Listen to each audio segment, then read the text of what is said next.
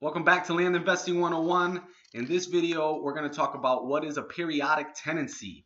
So we're talking about leasehold estates, or what they call non-freehold estates.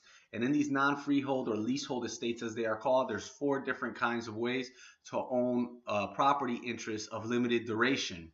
And these include a term for years, a periodic tenancy, a tenancy at will, and a tenancy at sufferance. We went over term for years in the last video. Now we're talking about periodic tenancy. A periodic tenancy automatically continues from one period to the next until the landlord or the tenant gives the notice of a termination of the lease.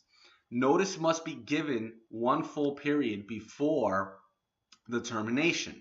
So this means that if you do not have a lease agreement and you say, look, I'll rent this to you on a month-to-month, and the person moves in, whether it's a farmer or a tenant, that person now has a periodic tenancy. You can't just kick them out tomorrow.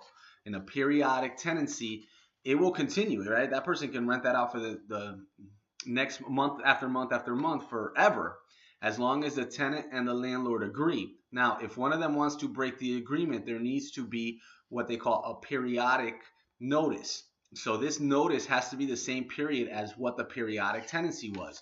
So if you're doing a month-to-month lease, they have to give you at least a month notice. If you're doing a week-to-week lease, they have to give you at least a week notice. And these leases are usually determined by how often you're paying or something agreed upon verbally.